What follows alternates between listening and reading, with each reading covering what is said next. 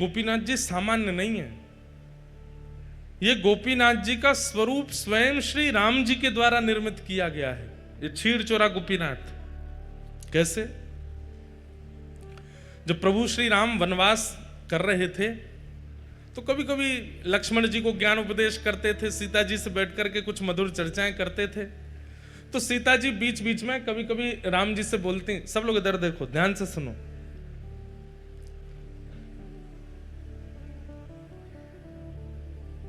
राम जी से कहती, हमने सुना है कि आप द्वापर में कृष्ण रूप धारण करोगे। तो राम जी कहते हैं, हाँ कृष्ण रूप तो धारण करेंगे, और हमने ये भी सुना है कि आपके समस्त अवतारों में अत्यधिक सुंदर अवतार आपका जो होगा वो कृष्णावतार होगा, जिसके रूप को देख करके असंख्य गोपियां, असंख्य ब्रजवासी गण जहां से भी आप गुजरेंगे सब आप पर न्योछावर हो जाएंगे, ऐसा आपका रूप होगा, मैंने सुना है। तो राम जी बोले, अब ये तो प्रभु जाने, राम जी भी कोई कम सुंदर थोड़े ही है। वर्णन आता है कि राम जी जब वनवास करते हैं तो वनवास करते समय वहां के संत जन, वहां के निवासी जन उनके पास राम जी सामग्री लेने के लिए जाते हैं। वैसे तो सामग्री सब प्रस्तुत राम जी के पास हो जाती है, लेकिन कभी कभी सामग्री प्रस्तुत नहीं होती तो राम जी जाते हैं और जाकर के कहते हैं कि हमें प्रसाद सिद्ध करना है, आदि हमें ये सामग्री दे दो। तो सूखी सामग्री, पक्की सामग्री, जो भी सामग्री देते हैं। अब उस काल में कोई बड़े बड़े व्यापारी तो होते नहीं थे, सब लोग सामग्री व्यय करते थे, उसका जो धन मिलता था उससे घर चलता था। अब राम जी जब, वो तो वनवासी हैं, उन पर धन तो होता नहीं था, तो सब सामग्री लेते थे। तो सामग्री लेने वाले, अब देने वाले को क्या दें? राम जी के पास कोई मुद्राएं तो है नहीं। तो कहते हैं कि राम जी प्रेम से मुस्कुरा जाते हैं, और जैसे ही राम जी प्रसन्न मुद्रा में मुस्कुराते हैं तो जो सामग्री देने वाले होते हैं वो कहते हैं कि हमको दक्षिणा मिल गई, आप तो सामग्री ले जाओ, आप तो बस मुस्कुरा दिया करो। आप खुश हो जाते हैं, आप हंस जाते हैं, आप थोड़े प्रसन्न मुद्रा में हमको देख लेते हैं, हमको लगता है कि हमें सर्वस्व मिल गया। तो राम जी भी कोई कम सुंदर तो नहीं है, एक ही रूप हैं दोनों। लेकिन कृष्ण थोड़े चंचल ज्यादा है ना, इसलिए उनकी रूप माधुरी अद्भुत है। तो सीता जी बोली, द्वापर में आप कृष्णावतार धारण करेंगे और हमने सुना है कि वो कृष्ण स्वरूप बड़ा सुंदर होगा। राम जी बोले, अब कोई कम सुंदर है हम? बोले नहीं, सुंदर तो आप अभी भी बहुत हो, पर हमें लगता है कि अभी आप इतने सुंदर हो तो कृष्णावतार में और सुंदर, इससे सुंदर और क्या होगा? आप हमें दर्शन करा दीजिए ना। तो राम जी बोले, ठीक है, समय मिलेगा तो मैं दर्शन कराऊंगा। तो फिर राम जी नित्य जाते, एक गुफा में एक शिला है, और उस शिला को अपने बाण से ही ठाकुर जी छेद छेद करके अपने द्वापर में प्रकट होने वाले रूप का निर्माण कर रहे हैं, स्वयं राम जी। आहा, कोई मूर्तिकार ठाकुर जी का रूप बनाता है समझ में आती है, पर स्वयं ठाकुर जी ही अपनी मूर्ति बना रहे हैं, ये कितनी अद्भुतता है। हमारे चित्र बना के कितने सारे बालक लाते हैं, पर अपना चित्र बनाने की कभी मन में सोची भी नहीं। और कोई व्यक्ति अपना चित्र क्यों बनाएगा? लेकिन यहां श्री राघव जी अपना चित्र बना रहे हैं। ऐसे नेत्र हैं, ऐसे कान हैं, ऐसी नासिका है, ऐसे अधर हैं, जैसे हैं बिल्कुल वैसे बना रहे हैं। ऐसी ठोड़ी है, और बड़ी लगन के साथ अपने सर्वांगीण रूप को निर्माण कर रहे हैं, जो अभी प्रकट हुआ ही नहीं है, द्वापर में होगा। उस रूप को त्रेता में प्रकट कर रहे हैं राघव जी। किस लिए? सीता जी को दर्शन कराना है। और नित्य शाम तक निर्माण करते और फिर घास फूस से ढक करके राम जी चले जाते। सीता जी प्रश्न करके खुद ही भूल गई कि उन्होंने दर्शन की अभिलाषा की है, और वो ये सोचने लगी कि राम जी दोपहर में गायब होते हैं, रात्रि में आते हैं, जाते कहां हैं, और ये पूरा दिन करते क्या हैं। एक दिन सीता जी के मन में आई कि मैं चुप के देखूंगी ये कहां जाते हैं। पीछे पीछे जाकर के देखा तो एक विशेष गुफा में जाते हैं और शाम तक वहीं रहते हैं, फिर आते हैं। तो जैसे एक दिन राम जी सुबह स्नान ध्यान और अपने संध्या वंदन के लिए नदी तट पर गए तो सीता जी पहुंच गई उस गुफा में। और देखूं तो सही क्या है। भीतर जाके देखा तो कुछ नहीं दिखा, एक तरफ घास फूस रखी थी। सीता जी सब जगह खोज खोज के देखी तो घास जैसे ही हटाई, आहा, श्री गोपीनाथ जी ऐसे विराज रहे थे, त्रिभंग लली श्याम सुंदर। राम जी तो सदैव ऐसे रहते हैं, सीधे खड़े रहते हैं, एक हाथ में धनुष, एक हाथ में बाण और एक हाथ में धनुष, दूसरे हाथ से आशीष, यही मुद्रा रहती है राम जी की। लेकिन आज वही राघव जी जिनको सदा ऐसे देखा है, आज वही राम जी मानो ऐसे दोनों भुजा करके और वंशी धारण करके, और बिल्कुल कमर भी टेढ़ी है, मुख भी टेढ़ा है, पाम भी ऐसे, रूप देख करके सीता जी तो मोहित हो गए। बार बार मन में इच्छा होने लगी कि आलिंगन कर लूं मैं इनका, इतने सुंदर।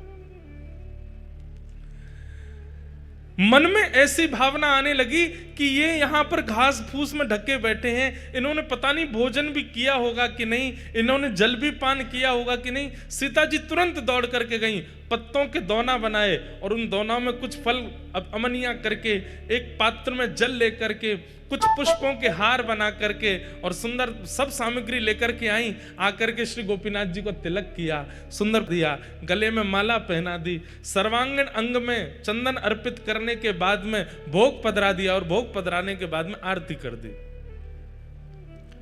इतने में समय हो गया राम जी के आने का। राम जी जैसे ही आए, आकर के देखा कि यहां तो सीता जी नाच रही हैं मगन होकर के गोपीनाथ जी के आगे। राम जी बोले, देवी ये आपने क्या कर दिया? अरे ये देखो कितने सुंदर हैं, हमें तो आपने सारे तीर्थों में सब स्थान देवताओं के दर्शन कराए, इन देवता का दर्शन क्यों नहीं कराया हमको? ये बेचारे घास फूस में ढके रखे थे, हमने इनका भोग लगा दिया, माला पहना दी, चंदन पधरा दिया। राम जी बोले, देवी ये कोई स्थान देवता नहीं थे, तो आपने हमसे जिज्ञासा की थी कि द्वापर के रूप का दर्शन कराओ, तो मैं अपने हाथ से ही अपना रूप बनाना था, ये मेरे द्वापर का स्वरूप है। सीता जी बोली, ये आपके द्वापर का स्वरूप है? बोले जी यही श्री कृष्ण है। सीता जी तो भाव विह्वल हो गए, बोले कि आप वचन दीजिए। बोले क्या? आप अकेले नहीं आएंगे द्वापर में, द्वापर में एक रूप से तो मैं लक्ष्मी ही आपकी परांबा जगदम्बा रुक्मणी बनकर के आऊंगी, पर इस रूप का आस्वादन करने के लिए आपको मुझे पूर्व में भी बुलाना पड़ेगा। उसमें मैं केवल आपको देखूंगी, आपका प्रेम स्वीकार करूंगी, आपको देखकर के नृत्य करूंगी, आपको देखकर बस मेरी एक ही क्रिया होगी, ना भोजन करना, ना जलपान करना, ना शयन करना, केवल आपको देखना। तब राम जी बोले, ठीक है, आप ही साक्षात किशोरी जी के रूप में प्रकट हो जाना, श्री राधा रानी बनकर के आ जाना और मेरे रूप लावण्य का खूब सुख लेना। लेकिन देवी तुमने इनका तिलक क्यों कर दिया, इनको माला क्यों पहना दी, इनको? बोले क्यों? अभी ये पूरे बने नहीं है, अभी मुझे और निर्माण करना है, अभी ये पूर्ण रूप से सिद्ध नहीं हुए, अभी थोड़ी बहुत। तो सीता जी बोली ये इतने सुंदर हमारे प्राण हरण कर रहे हैं, इससे भी अधिक आपको इनको बनाना है तो इनको अधूरा ही रहने दो, फिर तो हम इससे अधिक जो विशेष रूप है वो तो द्वापर में ही देखूंगी मैं, क्योंकि इनको देख करके जब मेरा मन इतना आनंदित हो रहा है तो फिर पूर्ण रूप कैसा होगा? वही श्री राघव जी के द्वारा निर्मित शिला पर जो ठाकुर जी का स्वरूप है, वही बालास्वर में श्री गोपीनाथ जी के रूप में विराजमान है, जिन्हें क्षीर चोरा गोपीनाथ कहते हैं। पर वो क्षीर चोरा कब बने? जब माधवेंद्रपुरी दास व्रजमंडल से आ रहे हैं जगन्नाथपुरी चंदन लेने के लिए। बीच में जैसे ही गोपीनाथ जी का मंदिर पड़ा, माधवेंद्रपुरी दास जी पहुंच गए, जाकर के आहा भुजा उठा करके नृत्य कर रहे हैं, नृत्य कर करके गा रहे हैं, गोपीनाथ जी का दर्शन करके आनंदित हो रहे हैं। नित्य 11-12 सकोरों में, मिट्टी के पात्रों में ठाकुर जी को क्षीर का भोग लगाया जाता है और वही भोग सारे दर्शनार्थियों को बांटा जाता है। लेकिन माधवेंद्र जी अकिंचन दूर खड़े थे, सब में बट गया, लेकिन माधवेंद्र जी को नहीं प्राप्त हो पाया। आप 3-4 दिन से भूखे प्यासे और थे और आपका एक स्वभाव और था, माधवेंद्र संतों के भी अपने अपने स्वभाव होते हैं। जैसे कई संतों का नियम होता है, हमारे वृंदावन में आज भी हैं, जो भिक्षा याटन करते हैं, जो मधुकरी मांगने के लिए जाते हैं, उनका समय है, वो इतनी देर ही आपके द्वार पर रहेंगे, ना तो आपको बुलाएंगे ना डोरबेल बजाएंगे, बस आपके द्वार पर खड़े होकर मंजीरा लेकर के कीर्तन करेंगे। आपने सुन लिया तो दौड़ के जाओ और जो भी मधुकरी है ला करके उनको दे दो। यो नहीं कि बैल पे बैल बजाए जा रहे हैं, गेट खटखटा रहे हैं, अरे जल्दी लाओ भिक्षा लेकर के आओ हमको दे दो।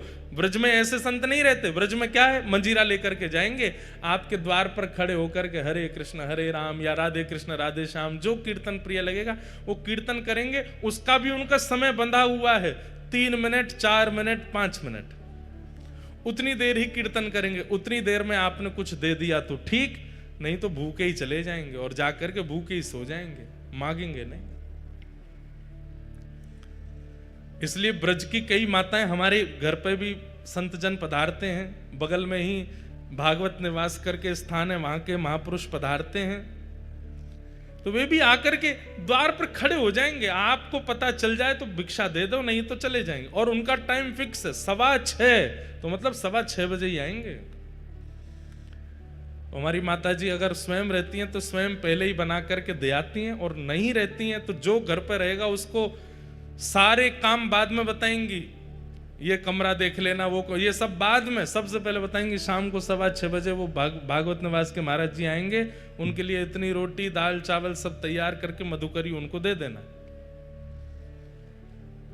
और कई बार हमने देखा कि जब घर लौट के जाते हैं, पूज्य पिताजी भी अनुभव करते हैं, तो माता जी सबसे पहले पूछेंगी बाबा आए शाम को मधुकरी दई, और वो सामने जो घर पे रुके वो अगर के अरे मैया कल तो हम लेट हो गए, बाबा चले गए, तो माँ इतनी उदास हो जाती है कि बेचारे बाबा कल मधुकरी नहीं पाए होंगे। ऐसे मधुकरी पाकर के हमारे व्रज में संत रहते हैं।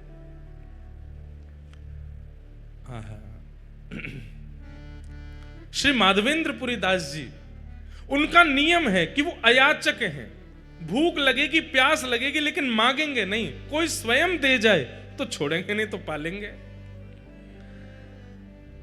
और वही माधवेंद्रपुरी दास जी भूखे तो थे लेकिन गोपीनाथ जी का दर्शन करके नृत्य कर रहे थे, पुजारी जी सबको बांट रहे थे, लेकिन माधवेंद्रपुरी दास जी पीछे खड़े तब तक पहुंचे तो सारा भोग बट गया, उनको नहीं मिला।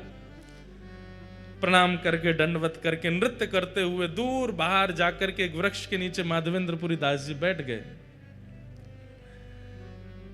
बंधुओं, हम लोगों से अपराध गलती हो जाती है, पर ठाकुर जी शब्द याद रखते हैं। अर्धरात्रि में ही श्री गोपीनाथ जी ने दर्शन दिए, किसको? पुजारी जी को। और पुजारी जी के स्वप्न में जाकर के बोले सुनो, बोले हाँ, आज इतने सारे रसिक जन दर्शन करने के लिए आए, सबको तुमने हमारी क्षीर प्रसादी बांट दी, पर पीछे एक ब्रजमंडल के माधवेंद्रपुरी दास जी खड़े थे, उनको तुमने कुछ नहीं दिया। तो पुजारी जी बोले जय जय, अपराध हो गया, हमसे गलती हो गई, हमको याद नहीं रहा, अब तो कल क्षीर बनेगी, रात्रि में भोग लगेगा तब दे दूंगा। अरे बावड़े, वो 5 दिन के भूखे हैं और कल और उनको भूखा रखोगे और रात्रि में जाके क्षीर को भोग दोगे, इतनी प्रतीक्षा वो कैसे करेंगे? तो प्रभु आप ही बताओ क्या करें फिर? दोपहर में राजभोग का प्रसाद दे देंगे, मंगला भोग का बोले वो सब नहीं, जो हमारे क्षीर भोग प्रसाद में सुख है वो राजभोग और मंगला में नहीं है, वही देना था उनको। पुजारी जी कान पकड़ने लगे, बोले आज तो अपराध हो गया, क्षमा करो। ठाकुर जी बोले नहीं, अभी उठो, स्नान करो, मंदिर खोलो और भीतर जाओ, वहां से क्षीर भोग लाओ। बोले क्षीर भोग तो सबरो बट गयो, कुछ बचा ही नहीं है, कहां से लाऊं? बोले मंदिर में आके देखो तो सही, एक पात्र रखा है। स्नान ध्यान करके मंदिर में जा करके देखा तो महाराज वहां पर कोई पात्र दिखा नहीं। पुनः नेत्र बंद करके ठाकुर जी से कहे कहां है पात्र, आज्ञा तो करो। बोले हमको पता था कि तुम सब में बांट दोगे, माधवेंद्र जी को छोड़ दोगे, इसलिए हमने पहले ही एक सकोरा उठा के अपनी जेब में रख लिया है, हमारी जेब टटोलो। जैसे ही पुजारी जी ने ठाकुर जी की जेब देखी तो एक जेब में सकोरा धरा था खीर का। निकालते ही पुजारी जी के नेत्र सचल हो गए, बोले आप गोपीनाथ नहीं हो, आप चित चोरा गोपीनाथ नहीं हो, आप माखन चोरा गोपीनाथ नहीं हो, आप तो क्षीर चोरा गोपीनाथ हो। अपने भक्त को देने के लिए चोरी करते हो। ठाकुर जी बोले अब विलंब नहीं करो, मेरा पेट मेरे सामने भोग पधराने से नहीं भरता है। मेरे सामने पधराई हुई वस्तु जब मेरे भक्तों को पवाई जाती है तब मुझे शांति मिलती है, तब मुझे आनंद मिलता है। जब तक माधवेंद्र जी को प्रसाद नहीं मिलेगा मुझे नींद नहीं आएगी। जल्दी जाओ पवा दो। पुजारी जी दौड़े गए, रात्रि के 2-3 बजे होंगे, तब घड़ी तो नहीं थी पर अर्धरात्रि हो रही थी, और माधवेंद्र जी नेत्रों से अश्रु प्रवाह एक वृक्ष के नीचे बैठे। पुजारी जी दौड़ करके गए और जाकर के कहा, माधवेंद्रपुरी दास आप ही हैं क्या? माधवेंद्र जी बोले, आपको हमारा नाम कैसे पता? बोले, भैया किसी का परिचय सेठ कराते हैं, किसी का परिचय नगरवासी कराते हैं, पर आपका परिचय तो स्वयं श्री गोपीनाथ जी ने दिया है, स्वयं ठाकुर जी ने आपका नाम बताया है।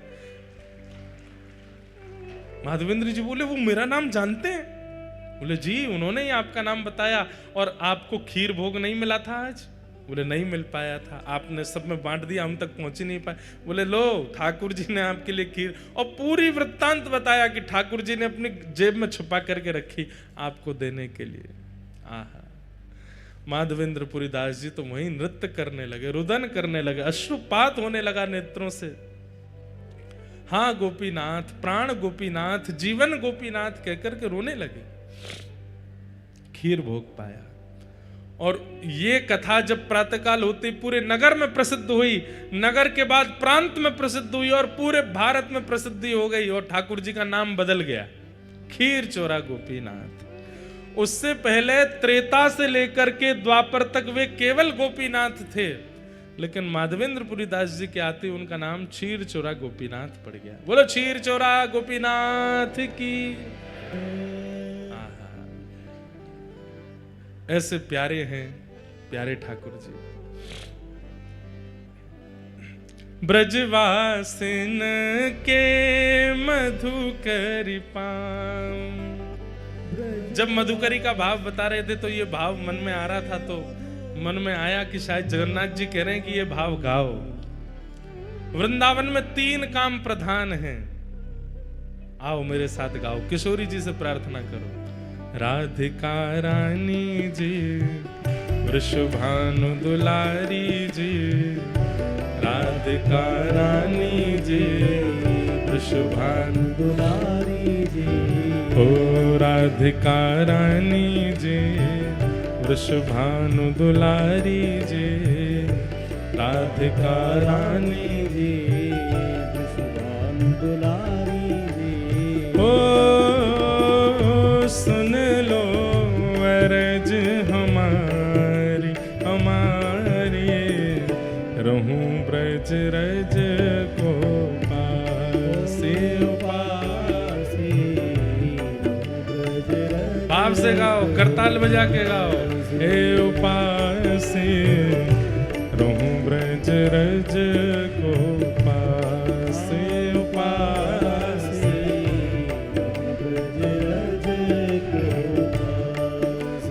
ओ राधिका रानी जी, वृषभानु दुलारी जी, राधिका रानी जी, वृषभानु दुलारी जी। ओ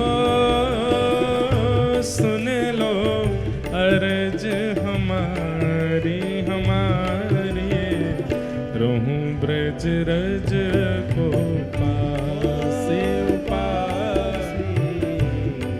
ब्रज रज को हे उपासे, रहूं ब्रज रज को पासे उपासे। बोलो वृषभानु दुलारी की।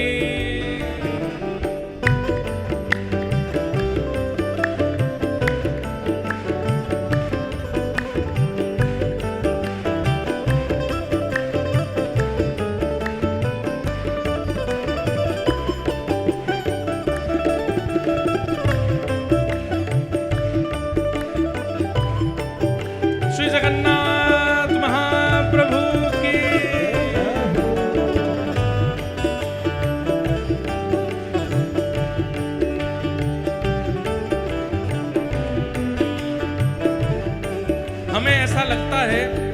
ये माधवेंद्रपुरी दास जी पर गोपीनाथ जी ने इतनी कृपा इसलिए की क्योंकि ये 3 क्रम जो इस पद में गाए गए हैं, ये तीनों क्रमों का पालन माधवेंद्रपुरी दास जी ने अनेक वर्षों तक किया। पहला क्रम, मंगला उठ यमुना तट जाऊं, मंगला उठ यमुना तट जाऊं, मंगला उठ यमुना तट जाऊं, मंगला उठ यमुना तट जाऊं, प्यारे राधा वल्लभ की झांकी पाऊं, प्यारे राधा वल्लभ की झांकी, ओ प्यारे राधा वल्लभ की झांकी पाऊं, प्यारे राधा वल्लभ की झांकी पाऊं। कृपा अभिलाषी जी राधिका रानी जी, कृपा अभिलाषी जी राधिका रानी जी, ओ सुन लो अर्ज हमारी हमारी, रहूं ब्रज रज को पासे उपासे, ब्रज रज को उपासे, रहूं ब्रज रज को पासे उपासे, ब्रज रज को ओ राधिका रानी जी वृषभानु दुलारी जी, राधिका रानी जी दुलारी जी, ओ कीरत सुत प्यारी जी बरसाने वारी जी, कीरत सुत प्यारी जी बरसाने वारी जी, ओ सुन लो अर्ज हमारी हमारी, रहूं ब्रज रज को